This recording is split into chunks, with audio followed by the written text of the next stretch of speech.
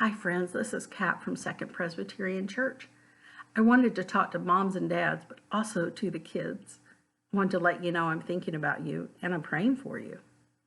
You know, when I try to remember that we're still connected, even though we're in our own houses, I think about the things we like to do together. And one of those is read stories. So I thought that today I would read you one of our favorite stories. It's the one you guys ask for the most. And did you know it was written to be told, not to be looked at in a book, but to be told?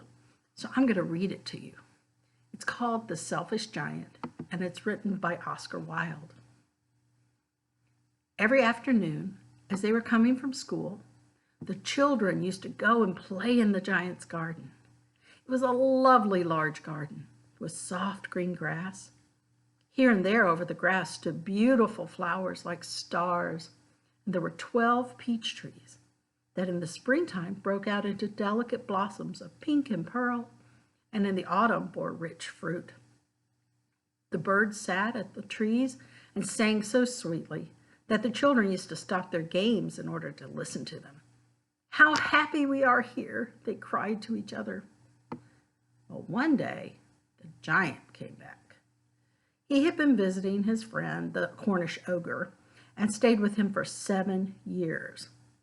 After the 7 years were over, he had said all he had to say, for his conversation was limited, and he determined to return to his own castle. When he arrived, he saw the children playing in the garden. "What are you doing here?" he cried in a gruff voice, and the children ran away. "My own garden is my own garden," said the giant. "Anyone can understand that, and I will allow nobody to play in it but myself." So he built a high wall all around it and put up a notice board. "Trespassers will be prosecuted." He was a very selfish giant. Well, the poor children had nowhere to play. They tried to play on the road, but the road was very dusty and full of hard stones, and they didn't like it. They used to wander around the high walls when their lessons were over and talk about the beautiful garden inside. "Ah, how happy we were there," they said to each other. Then spring came, and all over the country there were little blossoms and little birds. Only the garden of the selfish giant, it was still winter. The birds did not care to sing in it, and there were no children, and the trees forgot to blossom. Once a beautiful flower put its head up from the grass. When it saw the notice board, it was so sorry for the children that it slipped back into the ground again, and it went off to sleep. The only people who were pleased were Snow and Frost. "Spring has forgotten this garden," they cried, "so we will live here all year round." The Snow covered up the grass with her great white cloak, and the Frost painted all the trees silver. Then they invited the North Wind to stay with them, and he came, and he was wrapped in furs, and he roared all day about the garden, and he blew the chimney pots down. "This is a beautiful spot," he said. "We must ask Hail on for a visit." So the Hail came, and every day for 3 hours he rattled on the roof of the castle till he broke most of the slates, and then he ran round and round the garden as fast as he could. He was dressed in gray, and his breath was like ice. "I cannot understand why spring is so late in coming," said the selfish giant, as he sat at the window and looked at his cold white garden. "I hope there will be a change in the weather." But spring never came, nor the summer. The autumn gave golden fruit to every garden but the selfish giant's garden. She gave it none. "He is too selfish," she said. So it was always winter there, and the North Wind and the Hail and the Frost and the Snow, they danced through the trees. One morning, the giant was laying awake in his bed when he heard some lovely music. It sounded so sweet to his ears, he thought it must be the king's musicians passing by. It was really only a little linnet singing outside his window. But it was so long since he had heard a bird sing in his garden It seemed to be the most beautiful music in the world. Then the hail stopped dancing over his head, and the north wind ceased roaring, and a delicious perfume came to him through the open casement window. "I believe spring has come at last," said the giant, and he jumped out of bed and he looked out. And what did he see? He saw the most wonderful sight. Through a little hole in the wall, the children had crept in. They were sitting in the branches of the trees. In every tree that he could see, there was a little child. And the trees were so glad to have the children back again that they covered themselves in blossoms.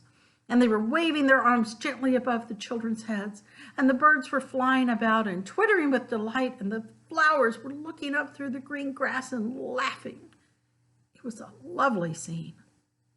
Only in one corner, it was still winter. It was the farthest corner of the garden, and in it was standing a little boy, and he was so small he couldn't reach up to the branches of the tree. He was wandering all around it and crying bitterly. The poor tree was still quite covered with frost and snow, and a north wind was blowing and roaring above it. "Climb up, little boy," said the tree. It bent its branches down as low as it could, but the little boy was too tiny.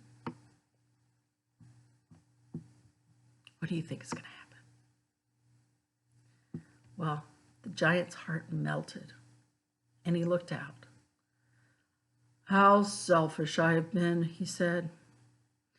"Now I know why spring would not come here.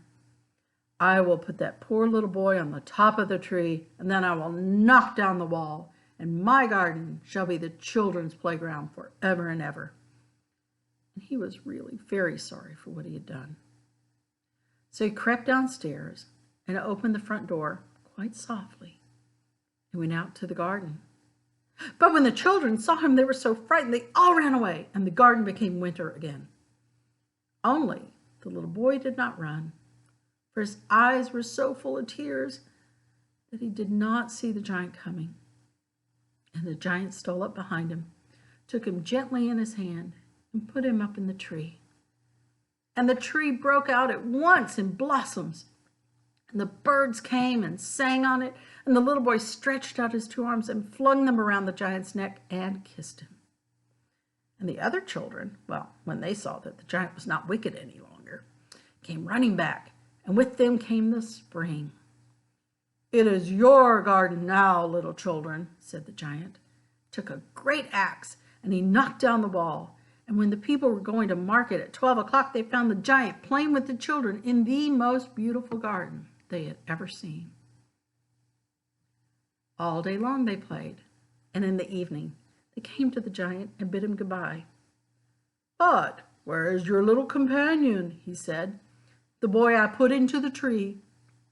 The giant loved him the best because he had kissed him. "Well, we don't know," answered the children. "He's gone away." "You must tell him to be sure and come back tomorrow," said the giant. But the children said they didn't know where he lived, and they had never seen him before. And the giant felt really sad. Every afternoon, when school was over, the children came and played with the giant. But the little boy, whom the giant loved, was never seen again.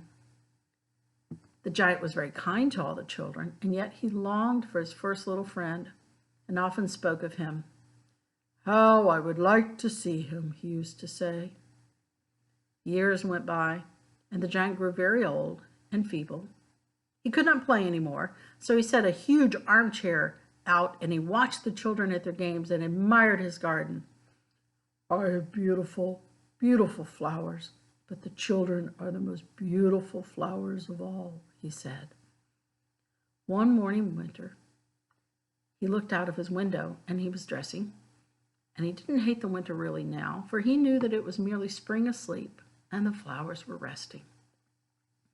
Suddenly, he rubbed his eyes in wonder and looked and looked. It was certainly a marvelous sight. In the corner of the garden, all golden and silver fruit hung down from the branches of a tree, and underneath it stood the little boy he had loved. Well, downstairs ran the giant in a great joy and out into the garden. He hastened across the grass and came near to the child. And when he came quite close, his face grew red with anger, and he said, "Who hath dared to wound thee?" For on the palms of the child's hands were the prints of 2 nails, and the prints of 2 nails were on the little feet. "Who hath dared to wound thee?" cried the giant. "Tell me, that I may take up my big sword and slay him." "Nay," answered the child, "for these are the wounds of love." "Who art thou?" said the giant, and a strange awe fell over him, and he knelt before the little child. And the child smiled on the giant and said to him, "You let me play once in your garden, and today you will come with me to my garden, which is paradise." And when the children ran in that afternoon, they found the giant lying dead under the tree, all covered with white blossoms. We love reading that story, don't we? And every one of you always reminds me, who is that little child? Right. It's like Jesus. I want you to know that one of the ways we can be together and keep those walls of isolation down is to continue doing the things we do together. Read stories and remind each other that God loves us, and to do acts of kindness, like what the giant did, breaking down the walls and inviting people in. You can do that with acts of service. We have that service cross at church.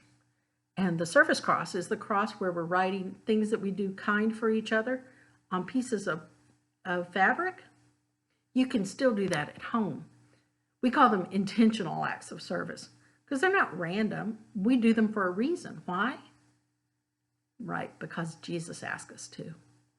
We are doing them intentionally or on purpose because that's the way Jesus wants us to act. Maybe at home, you could write these on pieces of paper or strips of cloth and put them in a basket at your table. And then when you have dinner, you could light a candle and say your blessing. And then you could take out a strip and read it.